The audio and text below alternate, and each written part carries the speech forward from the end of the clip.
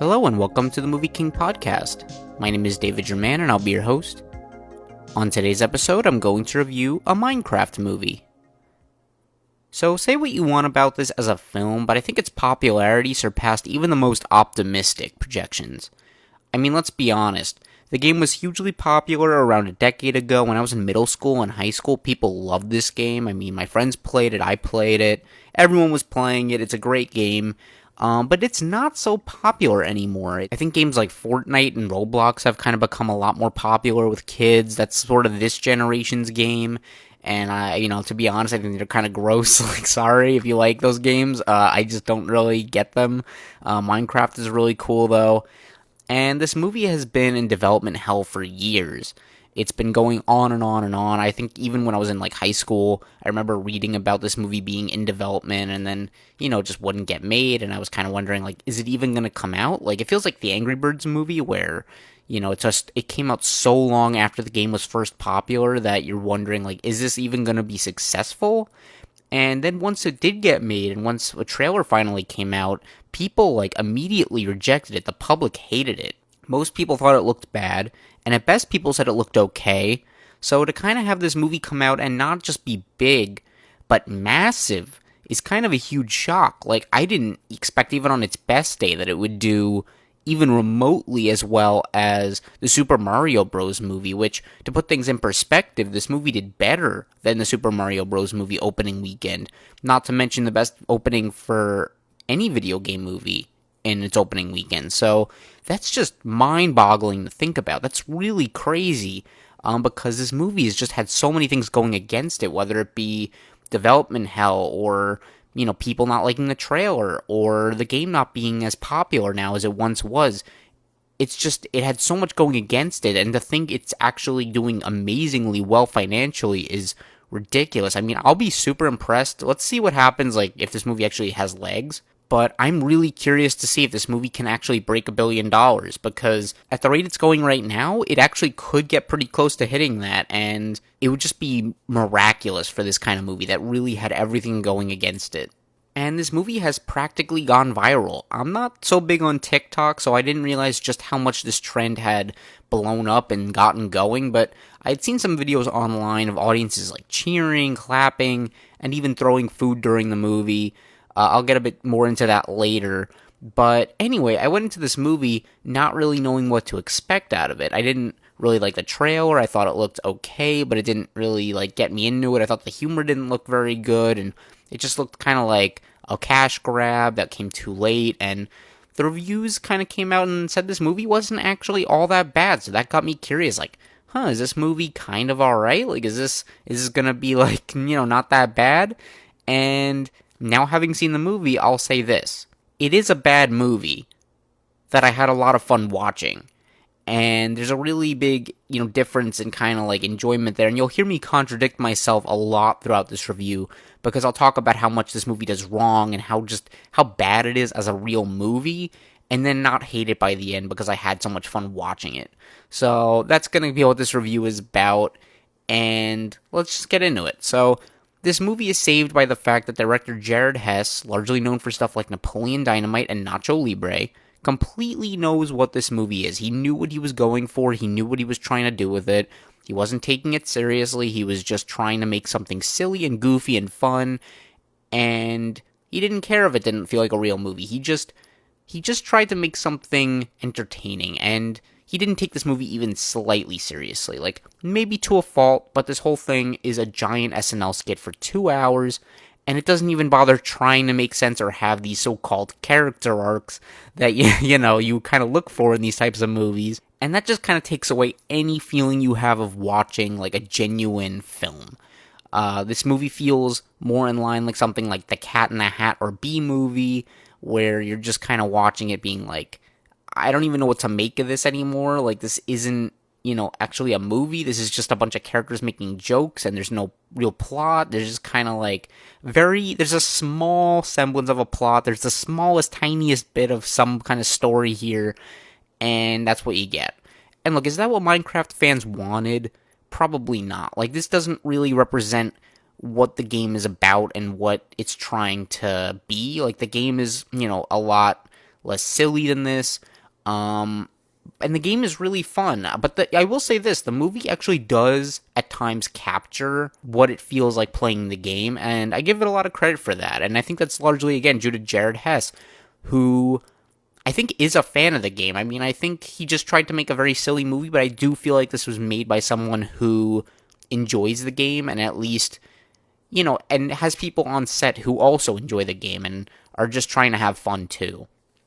And I think at the top of this whole thing is Jack Black, who is having the time of his life in this movie. He's super over the top. He sings a really catchy song, a bunch of catchy songs actually, the main one being Lava Chicken, which is really fun. And he gets some of the best moments in the movie. He's having a blast.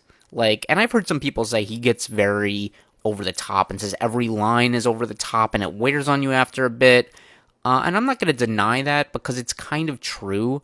But I didn't really mind. I didn't really watch it thinking man, he's just doing too much. And maybe in a different movie I would have felt that way. But here, I just kind of kept thinking to myself, if he was toning anything down in this movie, if he just kind of, lowered it a notch, yes, it would have been, I would have taken it maybe a little more seriously, but I also think it would have been more boring and dull. And to put it very bluntly, this movie script can't save the movie. It's very poorly written, so the more anything can pop or be ridiculous, the better it is. The better it is for the overall film, the better it is for your enjoyment, and it just kind of saves everything. I think, yes, it may be a little exhausting, but I think there's just not enough, humor in the actual jokes on the page, and there's not enough of a story there, and there's not enough character arcs to actually elevate anything beyond just being okay, so I think just the actors really carrying everything and just being super crazy, makes it a lot more enjoyable to watch. At least in my opinion, that's how I felt. And the movie is kind of like the Cat in the Hat movie in that regard. That film with Mike Myers is my ultimate guilty pleasure, and I think Mike Myers as the Cat in the Hat is what makes that movie so funny and what makes it so memorable, and he just makes that movie what it is. If anyone else delivered the same lines of dialogue, that movie may have not even been a guilty pleasure. That may have just been torture. And let's be honest, The Cat in the Hat kind of is also torture to watch, but it's fun torture.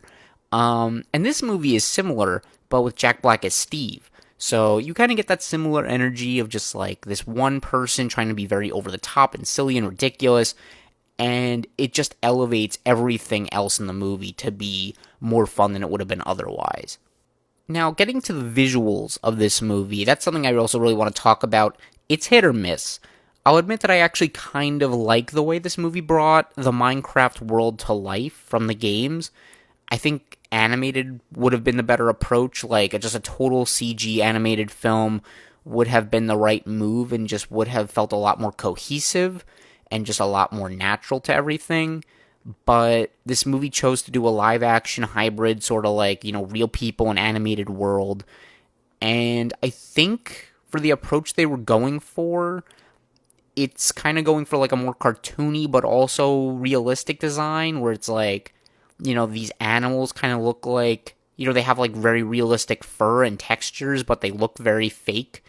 It's just a very hard balance to get right, but I think it does find a nice balance of making the animals and trees and zombies and everything else in this world look very animated and, kind of very easy to say oh, that's not real, but also simultaneously believable within this world to say yeah, I believe that could exist here, and I believe these things could be interacting with our human characters, and that, I wasn't taken out of the movie thinking wow, that looks just so fake. The green screen, on the other hand, though, yikes, it looks so incredibly fake. Every time the green screen was going on, I was that's not a real environment, that's not a real environment, that's not, I was just looking at the green screen constantly, and it's really noticeable. I could get past the zombie and the CGI zombie baby and all that stuff, but the green screen, no, that just looked very bad. Moving on to the story, though, as I kind of mentioned, there's nothing really there. It's a story you've seen a million times, and the movie doesn't really it doesn't do anything outside the box. Like, if you've seen this type of movie where, like, a character gets transported to a different place and has to stop the evil person from getting their source of power and conquering everything, like, you've seen this movie a million times. It's a very formulaic thing, and there's nothing here that's new or interesting, but at the same time, it's not really trying to have much of a story. Like, this movie just feels like a bunch of random side quests that, like, have nothing to do with anything, but it's just, that's kind of what it is. Like, there's also just very little flow to this movie. There's no rhythm to anything.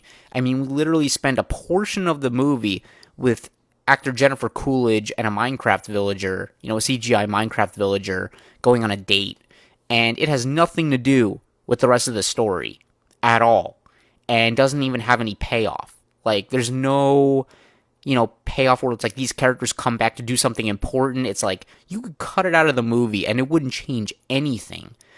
But it's also one of the funniest bits of the movie. So you're kind of like, I'm glad it's kept in there because I enjoyed watching that. And I think that, in a nutshell, speaks to kind of what this movie is. It's not well made. It doesn't really make a lot of sense, but it's entertaining. And it's kind of hard to be mad at something that's entertaining you. And I was laughing pretty hard at how silly a lot of it is, like, and how bad a lot of the jokes are. Just, that's the charm of this movie, is just how bad it is. And that's what I think of Cat in the Hat, too, and B-Movie, and all these guilty pleasures like The Room or Mac and Me. They're all so funny because of how bad they are. And that's kind of where this movie fits. Maybe not as much of, maybe not quite as funny as some of those movies, but this is still a guilty pleasure in its own way. And I wasn't bored by the film. I wasn't waiting for it to end. I wasn't, like, sitting there thinking, like, geez, this movie's really bad. Like, I'm not laughing at all. I was just having a good time. I was enjoying the ride, no matter how bizarre it may have been. But one thing I do want to mention here is that part of my enjoyment of this film is due to my audience experience, and I want to comment as a whole on how audiences have behaved for this movie, because I've seen a lot of different reactions going online for this. And personally speaking, my audience was actually overall very good. People were clapping a lot and yelling and screaming and cheering, but most of it was in small doses and didn't continue into other scenes of the movie, besides a couple brief exceptions. So I'm very thankful for that. Like, this felt kind of just like an elevated Marvel movie where people were going nuts at, like, crazy fan service moments. That's kind of what this felt like, but in a more silly way, because, the fan service was really not satisfying, as it was just stupid little lines that people turned into a meme. So, it's just very silly. You don't take it seriously. I was having a fun time. I mean, it's not a good movie, so I wasn't really bothered by any kind of yelling going on in a scene that maybe I was supposed to take seriously. It wasn't bothering me that much, but I could see maybe how it would bother someone else. And as far as I could tell, nobody was throwing food or getting out of their seats or anything crazy like that. So I was thankful for that experience, at least. It didn't feel like this was anything worse than it would have been, like, again, during a Marvel movie or a Star Wars movie. It felt like that, but just on an elevated way, which I really liked. It made for a really fun theater experience. And I think just kind of that made for an experience that made this movie more entertaining to watch than it would have been at home. But what I do want to comment on is, just because I had a lot of fun doesn't mean that everyone else is having as good of an experience as I had. I've seen online, there are some showings where people are throwing food and, screaming at the top of their lungs and making it just a very painful experience for some. People are getting out of their seats and, like, getting on each other's shoulders, and it's getting crazy. I mean, some showings have even resulted in the movie being stopped and the police getting involved to have to, like, escort people out of the theater and, kick them out. And that's just not fun for anybody. Like, if you're throwing food at the screen or at people, and you're being so obnoxious that the theater workers have to clean up all this stuff after you, that's just totally inappropriate, and you shouldn't do it. I think there's a very clear line here of, like, what's okay and what's not. I think, like, yes, you want to get loud, you want to get rowdy, you want to get, like, very excited. I think that's okay. I think that's cool. We all do that in, like, these Marvel movies that we get very excited for, like Endgame. People go nuts, and I had a very good time with the audience here that went nuts. But I think at the point where you get physical and the point where, like, you start making it a problem for other people, that's just when it needs to get toned down a bit. And I say that as someone who just like, I try to be clean in a movie theater. I don't want to like dump my popcorn on the floor. I try to pick it up if I'm done and throw it out in the trash. That's just respectful. It's just common sense. And I think that's just very important for people to know. If you're thinking about going to a Minecraft movie, try to be as respectful as you can to the people around you. And if that means, you want to get loud at a moment that excites you, that's okay. But just don't do it in other scenes, that are more serious, and don't throw your stuff on the floor. It's really that easy. And as I said, I think the crazy reactions this movie got out of audiences made this even more fun to watch, in my opinion. I think it's one of the best movie theater experiences I've had in a long time. And I just think at the same time, though, there's also a limit to how crazy things can get before it escalates out of control and becomes a problem. So that's just my take on it. If you do want to see this movie and don't want any of those insane reactions I'm getting and other people are getting, I recommend you just try to go at an off time on a weekday, or maybe in the morning on a weekend when maybe it'll be less busy, or you just wait a few weeks to stream it, or wait a few weeks till the crowds have calmed down and, things have just not been nearly as crazy. But that's just kind of my take on that whole thing. And to kind of wrap things up here, I don't think this movie is for everyone. It's absolutely a guilty pleasure, and if you're looking for a good movie, look elsewhere. I mean, you're not going to find a good movie here. It's not going to do that for you. But if you just want to have some fun with an absurd, silly Minecraft movie, go with some friends and check it out. I think you'll enjoy yourself, even if you don't like the movie itself. I think you'll actually have just a good time, and that's maybe all you're looking for, and that's great. As a movie, it's probably a lot worse than I'm going to rate it. Like, I think just if you compare this to a movie like Craven, like, they're not that different. This is kind of like a Craven level movie, but the enjoyment is so much better. Like, I think this is even like, I think it's comparable to like something like Madam Web, but maybe even more just, it's a better made film than Madam Web, probably also a little more entertaining in some ways. But I don't know, in this kind of movie, I just like to take my fun and entertainment into consideration a bit when rating it. Like, something like Morbius or Madam Web or Craven, they're just terrible movies. Like, they're really not well made, and they're also just kind of boring in some ways. This movie is just so entertaining throughout, like, that I just didn't really have a problem with a lot of it. It's also just very inoffensive, and there are a few genuinely good laughs, and it's just trying to be fun. So I can't fault it too much for that. It's not trying to be a real movie. Like, again, all the Sony Marvel movies, like, those are trying to be real movies that just fail on such a bad level. This movie isn't really trying to be anything special. It's not trying to be a real movie, so I'm okay with that. And look, I'm going to rate this movie a C. It's not a good film, but there's enough going for it that it is ironically entertaining, and I think that counts for something.